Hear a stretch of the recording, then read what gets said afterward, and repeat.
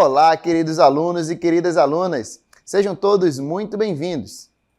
Eu sou o professor Marcos Kelvin, o Lorde da Física, e estou aqui para te ajudar a acompanhar nessa disciplina tão significativa.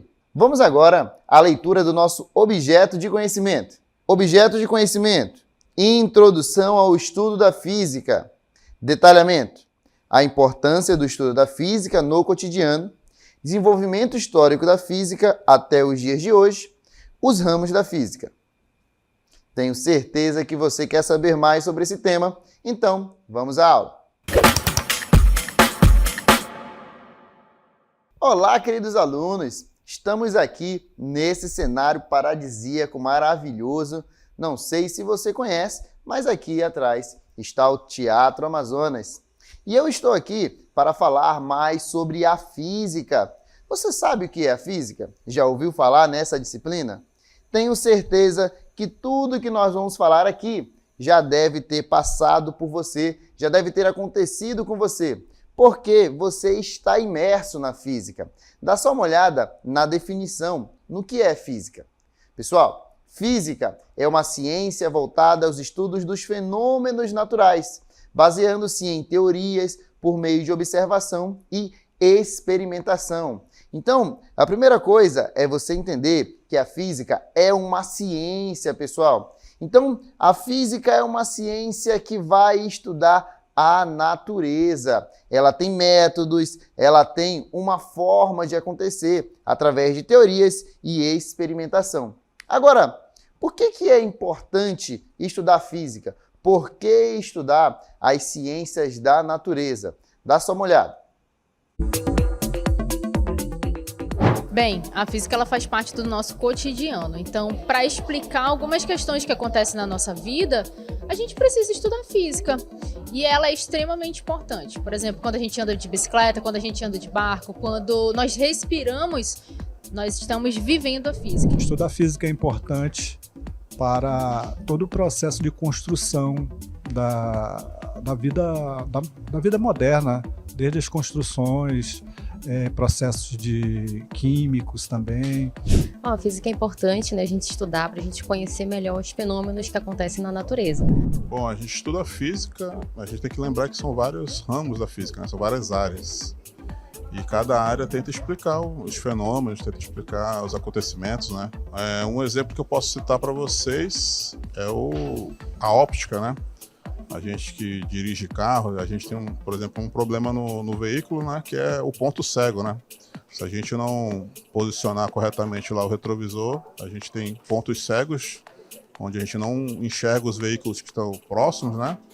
E a gente pode acabar provocando um acidente, né? Então, é importante sim estudar a física, estudar alguns ramos da física, como a óptica.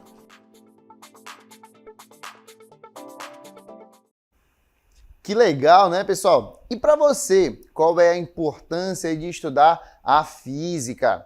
E aí, eu trago aqui para vocês, inclusive, um texto, né, da palavra física. A origem desse termo vem lá do grego, physikis, que significa natureza. O que quer dizer que a física estuda os fenômenos da natureza. Tudo que está ao nosso redor, desde o céu até a terra, tá, pessoal? Inclusive no universo. Portanto, a física é extremamente vasta e o universo que nós vamos estudar aqui, ele tem muito a ver com você, muito a ver com o seu dia a dia, tá, pessoal? Então, a física é uma ciência que busca descrever os fenômenos que ocorrem na natureza e prever a sua ocorrência. Atualmente, oferecendo uma imagem da relação do ser humano com a natureza, tá, pessoal? Então, ela vai tentar buscar aí explicar aquilo que acontece no seu dia a dia, quando você escuta um trovão, quando você vê um relâmpago, tudo isso a física vai tentar explicar, tá, pessoal? E a física, que é uma ciência que é muito vasta, ela vai ser dividida em áreas, principalmente por conta de um contexto histórico, tá, pessoal?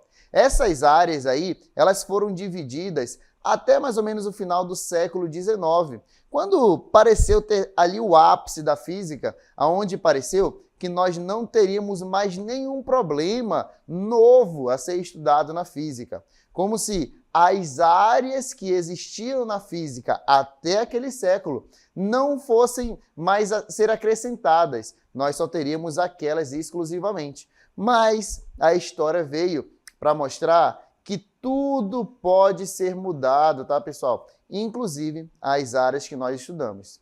E aí, eu trago aqui para vocês uma imagem muito bacana de cientistas aí desse século aí 19, tá bom? Então vocês podem ver essa imagem, vou pedir para ampliar aí essa imagem, dá só uma olhada nessa imagem onde nós podemos ver ali vários cientistas famosos, né, como por exemplo Albert Einstein. Esses cientistas, eles desenvolviam, estavam estudando a ciência, tá, pessoal? Estavam estudando a física. E, inclusive, eles chegaram a afirmar que a ciência não iria mais evoluir, que só existiam ali dois problemas na física que ainda não tinham solução, mas as áreas da física já teriam se esgotado, tá, pessoal? E após aí algum tempo, nós descobrimos outras áreas e outros campos da física. Então, sempre há o que estudar na física. E isso é muito bacana, tá, pessoal? O porquê na natureza ele reside e mora no dia a dia do cientista, tá, pessoal? Agora, o que será, pessoal? O que é essa tal aí de mecânica clássica, essa física aí, né, pessoal? O que é essa mecânica clássica, turma? Então, essas perguntas aí que aparecem pra gente, a mecânica clássica, a mecânica moderna, tá, pessoal? Esses termos aí como mecânica, óptica, termodinâmica, eletromagnetismo, essas aí são as áreas da física, tá, pessoal? Então, a mecânica clássica, ela vai se dividir aí em mecânica, óptica, termodinâmica, eletromagnetismo. Então, tudo que você tiver na sua natureza, ele pode se encaixar em uma dessas áreas, tá bom? E existem problemas que eles residem em mais de uma área como essa, tá bom? Então, a gente vai dar continuidade aqui à nossa aula, olha só.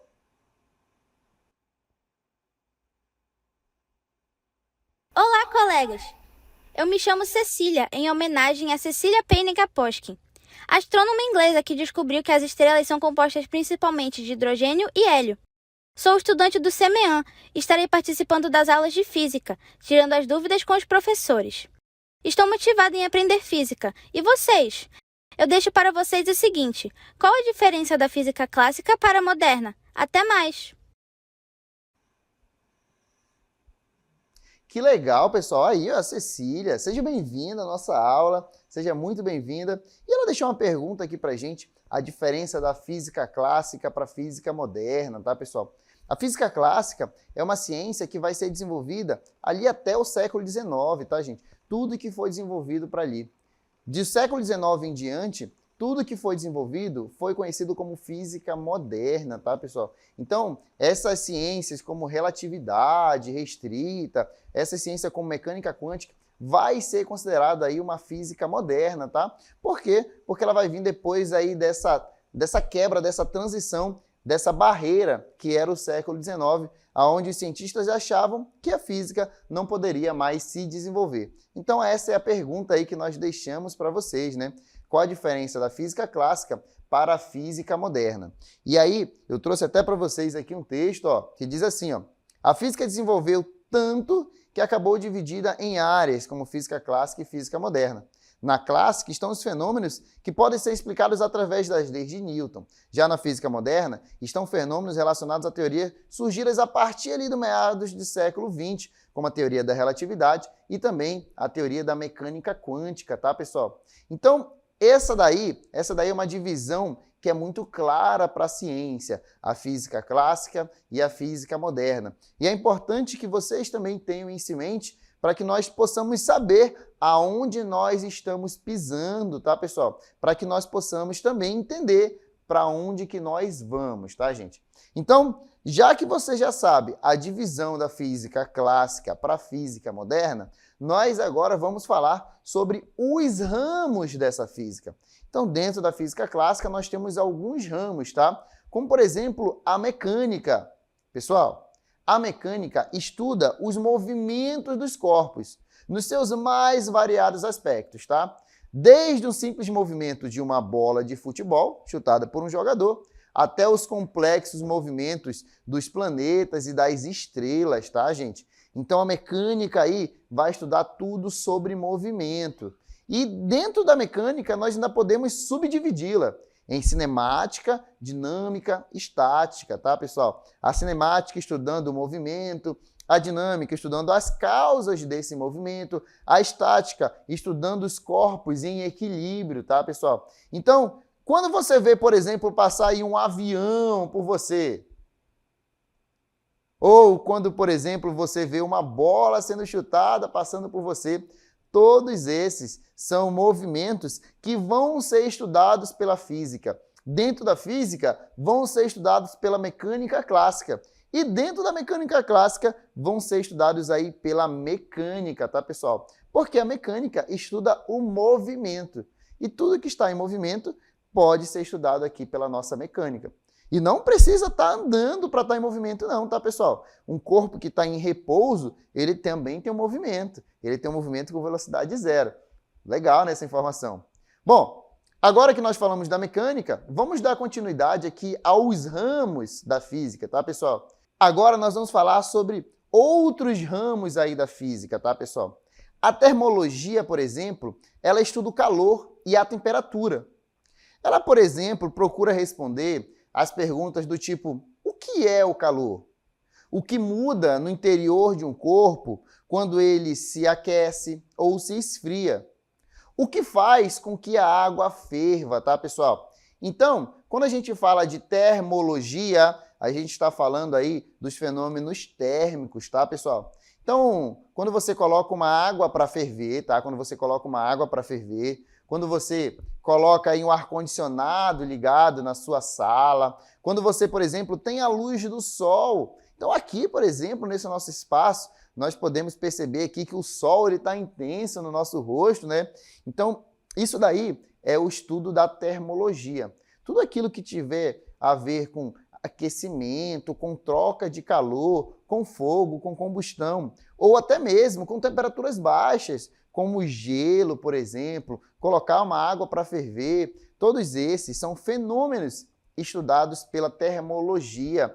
E tem perguntas muito bacanas dentro da termologia, são questões que eu tenho certeza que tu já deve ter se deparado em algum dia. Como, por exemplo, encoste na mão aí na cadeira, na parte de ferro e na parte de madeira da cadeira de vocês. Eu tenho certeza que se você pegar na parte de ferro e na parte de madeira, a parte de ferro vai parecer muito mais fria do que a parte de madeira. Por que isso acontece? Será que de fato uma temperatura é menor do que a outra? Nós vamos aprender durante a termologia que na verdade não, elas têm a mesma temperatura, mas a troca de calor entre elas é diferente. Eu tenho certeza que você já deve ter colocado o pé na areia e deve ter se queimado em um dia de sol muito intenso. Ao passo que quando você afunda seu pé na areia, você não sente mais esse calorão todo. Por que será que só na parte de cima da areia está quente? E a água do rio ou do mar? Será que ela está tão quente, tão aquecida quanto as areias da praia? E a gente sabe que não, né? Então tem uma questão de um estudo aí da termologia. Então a termologia vai estudar esses fenômenos térmicos, vai estudar sobre os termômetros, como por exemplo, nos Estados Unidos, a gente utiliza uma escala chamada de Fahrenheit, enquanto aqui no Brasil nós utilizamos a escala Celsius, né, pessoal? E como é que faz uma conversão para outra? Será que elas representam a mesma coisa? Será que o número de uma é igual ao número da outra? Ou será que são temperaturas totalmente distintas? A termologia também vai explicar esses fenômenos. Bom, a termologia é muito bacana, é muito vasta, é muito ampla. Mas nós temos outros ramos aqui da física também, como por exemplo a óptica, pessoal. A óptica estuda a luz. É o ramo que estuda os fenômenos luminosos, como a formação de imagens, Com base nesse estudo, são construídos os óculos, os binóculos, os microscópios e os grandes telescópios utilizados na observação dos astros, tá, pessoal? Então, quando a gente fala aqui de óptica, nós estamos falando aí da luz, tá, gente?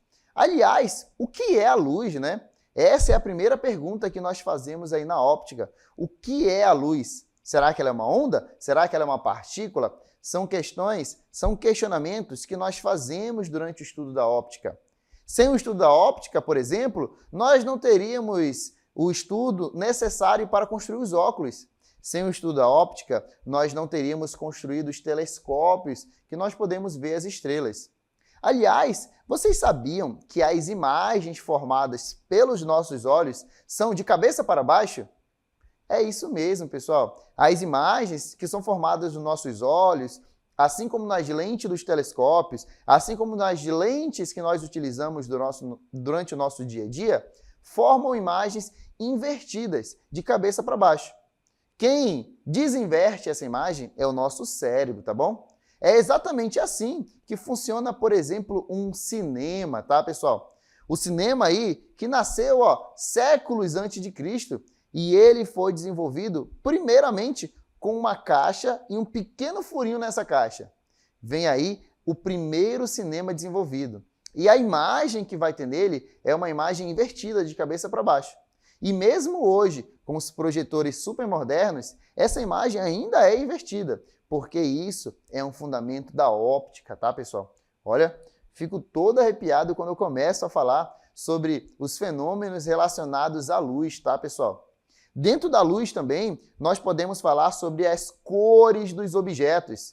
Por que essa cor é azul? Por que aquela cor é amarela? Por que nós temos o verde? O que será que distingue uma cor da outra? Aliás, você sabia que só faz sentido falar numa cor se eu tiver luz? Porque se eu não tiver luz, eu não tenho aquela cor. Isso é muito interessante, né, pessoal? E isso pode ser respondido através do estudo da óptica, que é um ramo que nós podemos, inclusive, dividir entre uma óptica mais simples, mais básica, e uma óptica mais avançada, tá, pessoal? Que vai tratar aí como a luz em comportamento quântico, tá, gente? Isso tudo vai ser estudado nesse ramo que também tem tudo a ver com o teu dia a dia, porque, aliás, para você me ver agora, é necessário que a óptica esteja agindo aí dentro da sua sala, dentro do seu ambiente de estudo, né, pessoal? Bom, mas nós temos outros ramos aqui na física. Nós também temos aqui, a ondulatória, tá, pessoal? A ondulatória é o estudo das ondas, ou seja, estuda as propriedades das ondas e suas formas e propagação, cujo exemplo familiar mais pertinente são as ondas do mar. Porém, há outras formas de onda, como o som. Então, quando a gente fala de ondulatória, a gente está falando aí, pessoal, de ondas, tá? E as ondas, elas estão presentes no nosso dia a dia. A maioria delas você consegue ver, mas tem muitas ondas que você não consegue enxergar. Por exemplo, o sinal que leva a minha imagem aqui do centro de mídias até a sua televisão, até o seu aparelho de projeção de imagens, é uma onda. E uma onda que você não consegue ver. Ela provavelmente vai estar passando por você, vai estar atravessando o seu corpo, mas você não vai sentir nada. Existem diversos tipos de onda, tá, pessoal? E essas ondas também são estudadas aqui pelo nosso campo da ondulatória. É importante que vocês saibam que existem diversos tipos de ondas e cada onda tem um comportamento diferente. Por exemplo, o som, que agora está chegando até os seus ouvidos, ele é um tipo de onda mecânica que necessita de um meio material para se propagar e chegar até você. A luz, por sua vez, que é também considerada uma onda, não é uma onda mecânica, e sim uma onda eletromagnética. E ela não precisa de um meio material para chegar até você. É exatamente por isso que a luz do Sol consegue sair lá do Sol e chegar até a nossa Terra, atravessando o universo. Porque no universo não tem matéria, existe ali o famoso vácuo, tá, pessoal? Logo, se tiver uma explosão no espaço, o correto seria que você pudesse ver o clarão dessa explosão, mas não conseguisse ouvir. E isso porque o som não tem como se propagar lá do espaço e chegar até a nossa Terra, tá, pessoal? Isso são questões particulares desses tipos de onda. Aliás, você já deve ter visto um raio, por exemplo. Quando você vê um raio, você já percebeu, por exemplo, que a imagem dele, o relâmpago, chega primeiro até você do que o som, que é o trovão?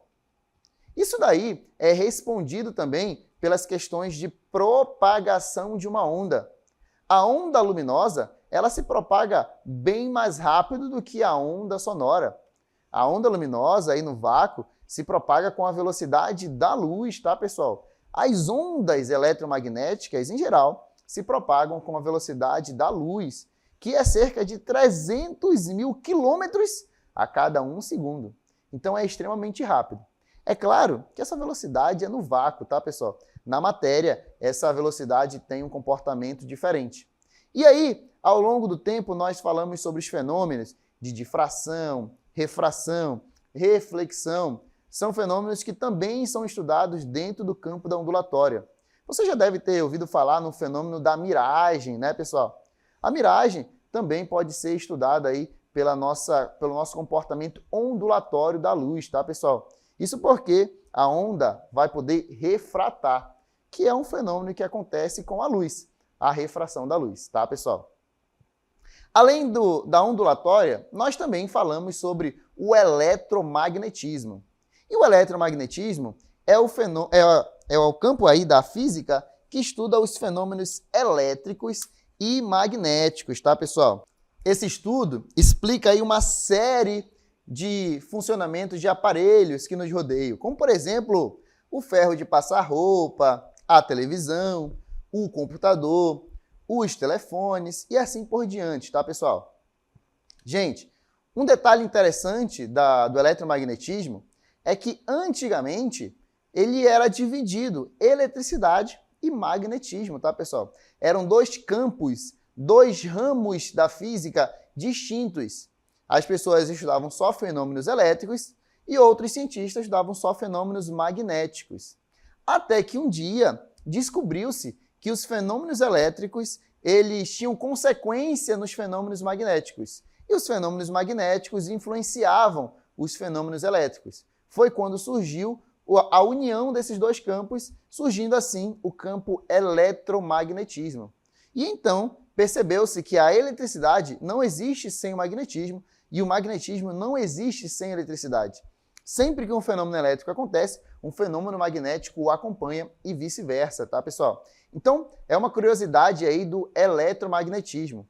Mas o eletromagnetismo é muito bacana de ser estudado, porque ele está presente em todos os passos do nosso dia a dia. Aliás, você já se imaginou sem esse aparelho celular, por exemplo, que eu tenho certeza que está perto de você agora? O aparelho celular, ele é aí um objeto que precisa da eletricidade para funcionar, não é verdade? Então, esse objeto que você carrega por aí, se ele não for carregado numa tomada com o seu carregador, ele vai com certeza fazer muita falta no seu dia a dia, porque ele vai descarregar. E aí as perguntas do eletromagnetismo são simples. Tu já, por exemplo, observou os números que aparecem lá no teu carregador? Dá uma olhada aí, eu tenho certeza que tu vai ver o número acompanhado de uma letra A, que está mostrando aí a corrente elétrica. Também tu vai ver aí um número acompanhado de uma letra V, que está falando aí da DDP, da diferença de potencial, da tensão que esse carregador fornece para o teu celular, tá bom? E isso é muito importante na hora de comprar um carregador. Qual a diferença de um carregador aí de 3 amperes para um carregador de 4 amperes, de 10 amperes? Qual a diferença desses dois objetos, né? Qual é a diferença de colocar um carregador numa tomada de 110 volts e uma tomada de 220 volts? Será que tem problema colocar um carregador numa tomada de 220 volts de celular, por exemplo? Será que eu posso utilizar um carregador de notebook para carregar um celular?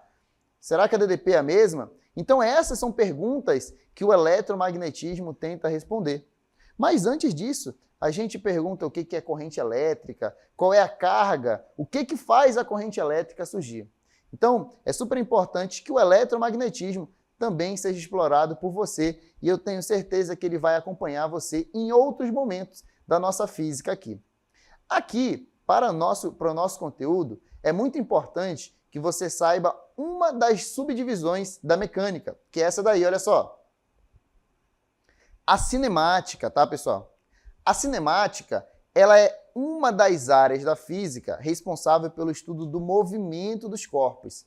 Ela não vai levar em consideração as causas desse movimento, tá, pessoal? A velocidade de um corpo é uma das mais importantes grandezas da cinemática e representa aí a razão entre o deslocamento sofrido por um corpo e o intervalo de tempo decorrido desse movimento, tá, pessoal? Então, a cinemática é uma das sub-áreas da mecânica. Como eu falei para vocês, a mecânica é a ciência responsável por estudar o movimento dos corpos. E ela se subdivide em 3 partes: a cinemática, a dinâmica e a estática. A estática vai estudar o equilíbrio dos corpos, como é que um corpo fica parado, como é que um corpo fica em movimento. A dinâmica vai estudar por que os corpos entram em movimento, por que eles param, por que eles ficam mais rápido, por que eles ficam mais devagar. E a cinemática vai simplesmente estudar o movimento dele. Aonde que ele estava no tempo 0, aonde que ele vai estar no tempo 10, qual a velocidade dele agora, qual a velocidade dele depois. Ele parou, em que tempo que ele parou, em que tempo que ele começou a acelerar. Então ela quer saber isso, ela não quer saber por que ele mudou o seu comportamento, tá, pessoal? E é super importante que nós saibamos que dentro da mecânica clássica a gente estuda esse fenômeno, mas existe uma relação entre os corpos na mecânica clássica e aquilo que foi desenvolvido aí por Albert Einstein, que é a equivalência entre massa e energia, tá, pessoal? Deem só uma olhada que aí nessa equação que vocês estão vendo, a energia, representada aí pela letra E, é igual a massa vezes a velocidade desse corpo ao quadrado, tá? Melhor dizendo, velocidade da luz ao quadrado, tá, gente? Então, todo corpo com massa, ele pode ser transformado em energia. Isso já foi desenvolvido dentro da física moderna. E o que é a física moderna, professor? A física moderna é um conjunto de teorias elaboradas aí no início do século XX, tá, pessoal? Dentro dessas teorias, nós podemos destacar a área da mecânica quântica, tá, pessoal? Lá desenvolvida quando nós conseguimos analisar corpos muito pequenos, ou seja, corpos quânticos. A física nuclear, que é sobre os elementos que têm decaimentos radioativos, quando nós vamos explorar mais necessariamente o núcleo dos átomos. A teoria da relatividade, tá, pessoal? Desenvolvida aí por Albert Einstein, dentro da teoria da relatividade geral e a teoria da relatividade restrita. Nós também temos aqui o estudo da física moderna com foco no entendimento do universo microscópico, tá, pessoal? Tentando assimilar fenômenos atômicos e subatômicos, tá, turma? Então, a física moderna é essa área que vai ser desenvolvida a partir ali do século XX. É quando nasce, por exemplo, a mecânica quântica, lá por meados de 1900. Lá quando nasce também a relatividade, por meados de 1920, 1915, com o desenvolvimento de Albert Einstein, tá, pessoal? Então, todos esses desenvolvimentos, todas essas áreas, todos esses ramos da física vão ser explorados ao longo do curso de física como geral, mas aqui nós vamos abordar mais necessariamente a física clássica com seus ramos aí da cinemática, da mecânica, da dinâmica e da estática, tá, pessoal? Bom, espero que tenham gostado, vou ficando por aqui e até a próxima. Fui!